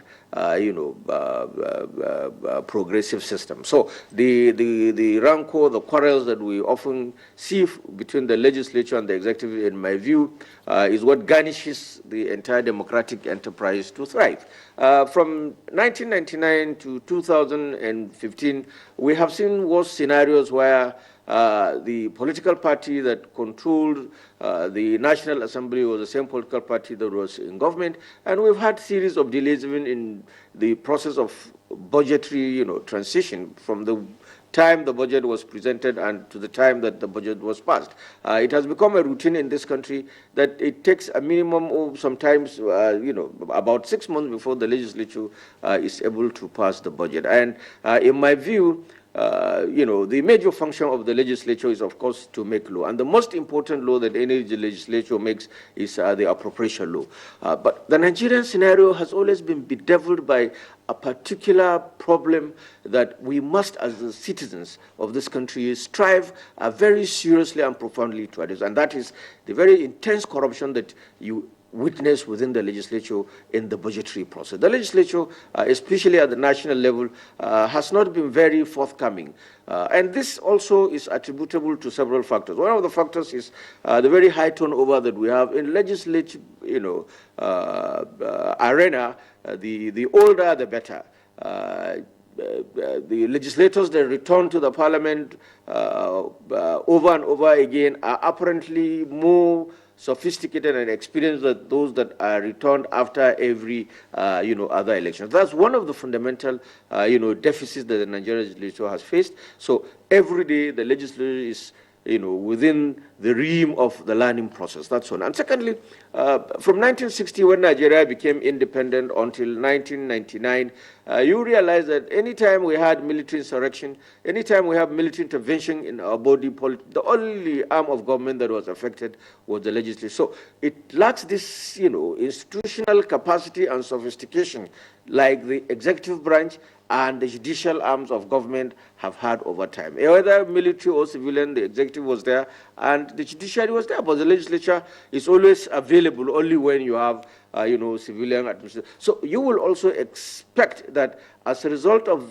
the fragility of this legislative institution, it is obvious that the level of maturity that you see in the executive and the judiciary may not necessarily be achieved, in the area of the legislature. But I am saying that the case that is before us now is so disturbing to the extent that you have a legislature that apparently has not successfully learned any rope in the over 18 to 19 years that it has existed. And I thought that 20 years or 19 years in the life of any particular individual institution is sufficient period to be able to show that we are coming from somewhere and we are getting somewhere. But what we see in the Nigerian legislature today is obviously this very steep resistance against any fundamental change that the executive arm of government will wish to bring. Legislature is not about simply going to the parliament, bringing bags of money,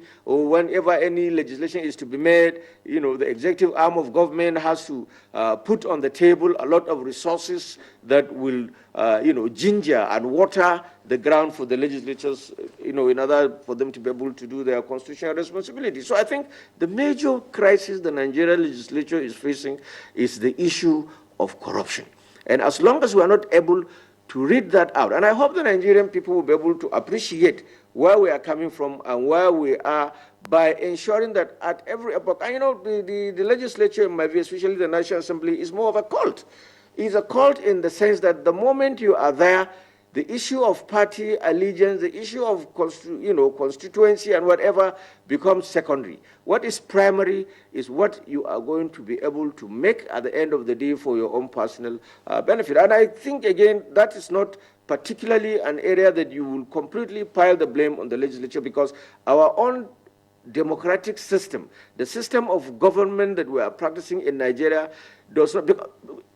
The consistent failure of the executive arm of government from 1999 to 2015 was responsible for the death in basic infrastructure in our societies, to the extent that legislators are expected to build bridges, they're expected to build culverts, they're expected to build classrooms, hospitals, etc., etc.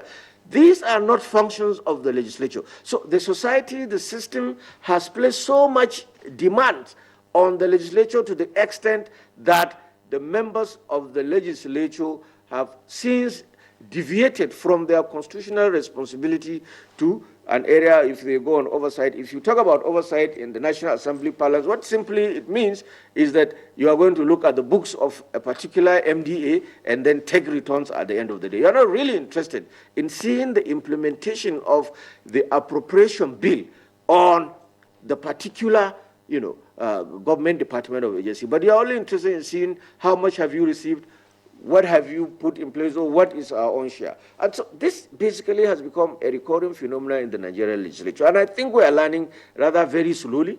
There has to be some very radical transformation in order for us to be able to achieve, because there must be this symbiotic relationship between the executive and legislature if the democratic enterprise is really to achieve any meaningful purposes. In 2018, it was so chaotic because, yes, we have seen, some insurrections at the level of the leadership of both the Senate and the House of Representatives, which has its roots, of course, in 2015, when the leadership was to emerge. There was a failure on the part of the political party in government to effectively coordinate its activities so that, parties selected or party choosing candidates will take the leadership of the Senate. Those who became Senate President and the Speaker of the House of Representatives were more or less, Protestants within, the ruling party. And I think, and based on the way things were going on, probably the Ghana must go that used to become the hem of affairs in the two chambers of the National Assembly eventually seized money for bills, money for law, etc., that characterized previous administrations. The strategy of dealing with the National Assembly became also severely deficient or absolutely cut out of the system, must have actually frustrated the leadership of these two chambers to the extent of, playing the roles that they played in 2018. But I think that's very clear. That's the beauty of Western liberal democracy that places elections at intervals. It is 2019.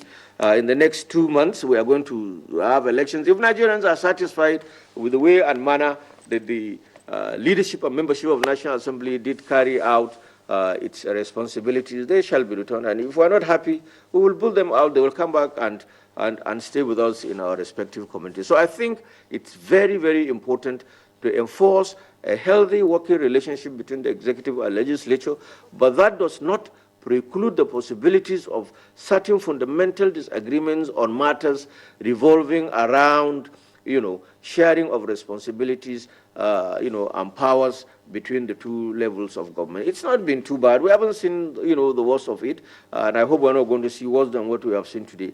But the issue is that these should be, the watershed. This will be the foundation that, of course, the Nigerian legislature, we Nigerians should expect a better legislature. I am personally disappointed with the rate of growth, the level of maturity, the sophistication, and then the role that the national, as a student of parliament, I've studied the Nigerian legislature from 1999 until, 2015.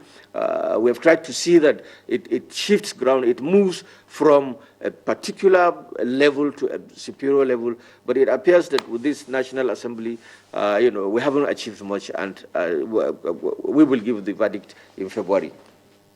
Thank you very much, Professor Mato, there in our Kaduna Network Center. Yes, for good governance to thrive, there must be cohesion, there must be good synergy between all arms of the government. We have some tweets coming in, so let's quickly take them before we get back to our guest. Mike Anyako, one of our regulars, Happy New Year, great people of Nigeria. Let's enter this new year with great hopes and zeal. We must support governments of the day. Let us eschew all forms of negativity. Also, we must think more on what we have to do for our nation and not what it does for us. We must be security conscious. Now, from Festus Akimbewa, government needs to mobilize our youth and give them the task to build our infrastructure with what we have in Nigeria. It's senseless to give jobs to foreigners when millions of our youth are jobless. And on security, sadly, kidnapping, banditry, insurgency are still present. On business, the cost of doing business in our country is very high, which will continue to stifle business investment. And from Abraham Chichile, for me, I so wish Buhari could be re-elected so that his administration can finalize with what it has started.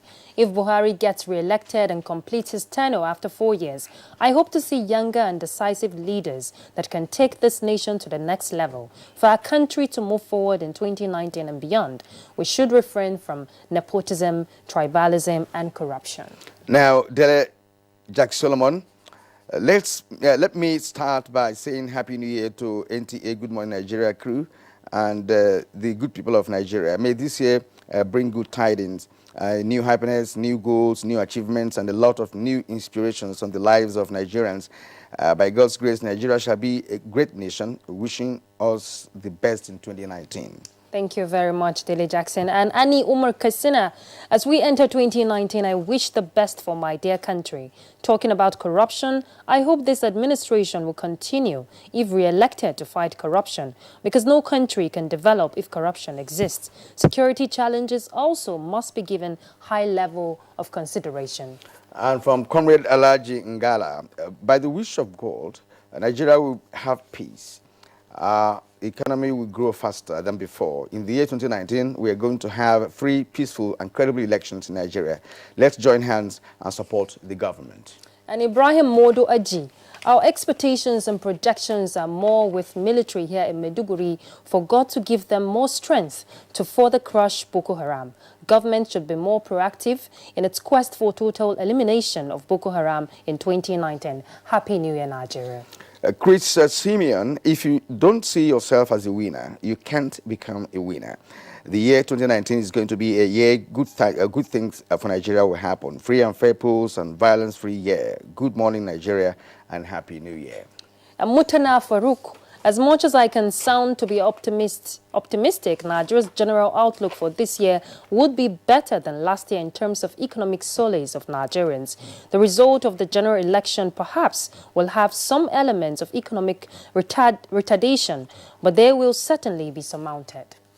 All right, Victor here, Sumora, Happy New Year to all the crew.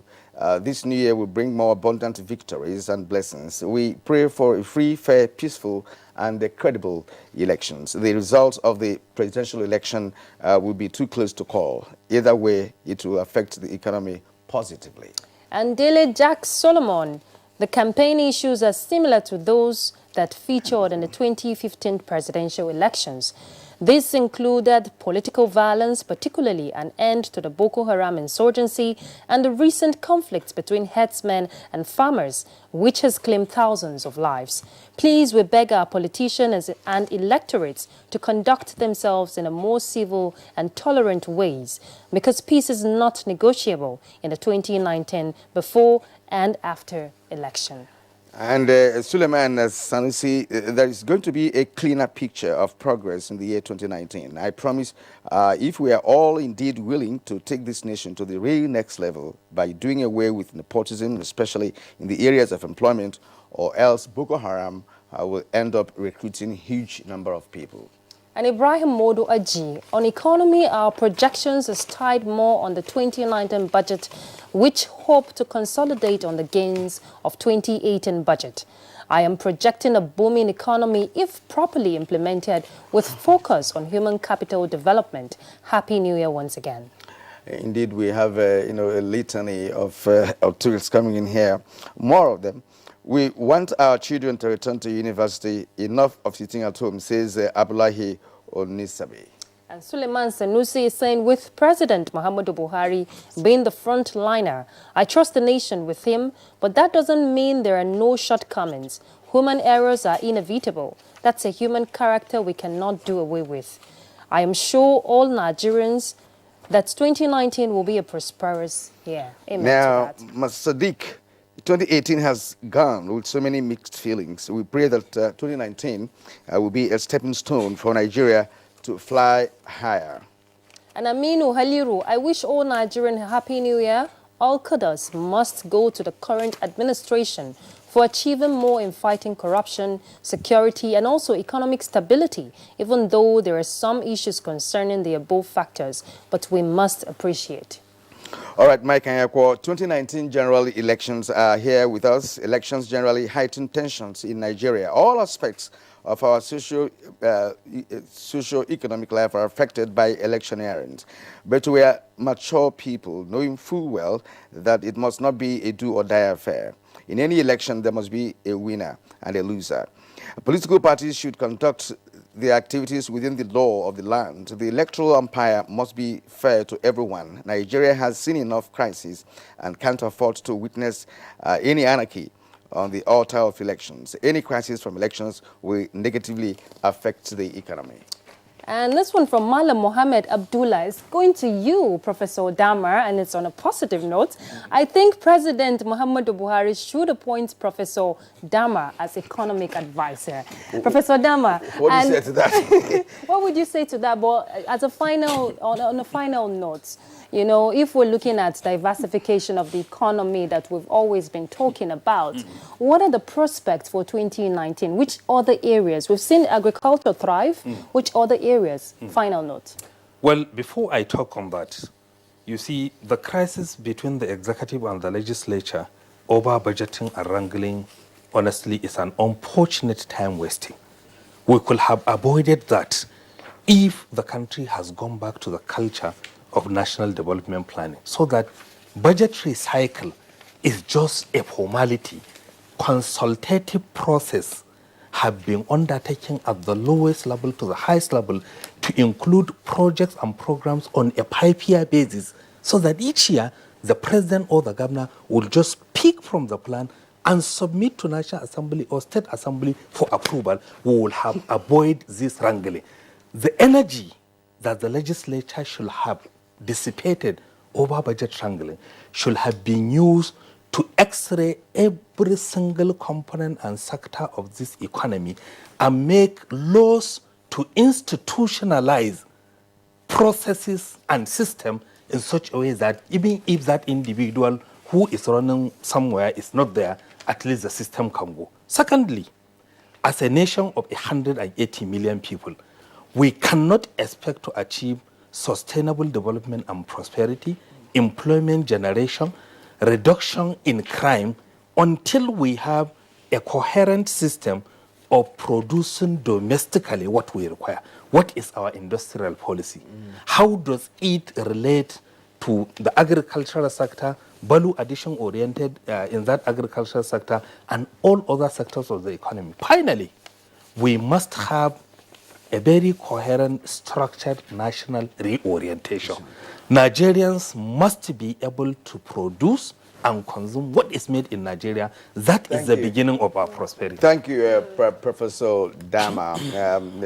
It takes a nation to produce locally to be able to thrive in the global economic landscape. And now let's go to Professor Joy, just for a closing remark. Well, we understand that there's no time to do that. Actually, we wanted to have what will be regarded as your epilogue, you know, concerning this conversation. But for now, there's no time for that. So, Professor Joy Izilu, it's been wonderful having you on a New Year Day right from Enugu Network Center. Thank you very much indeed for responding to our invitation all the time. Thank you, and Happy New Year. And also, Professor Malto is also a regular on this program. He's always with us each time we ask him to join us on this kind of a conversation. We would like to thank you, Professor Malto, for being there for us from our Kaduna Network Center. Thank you indeed.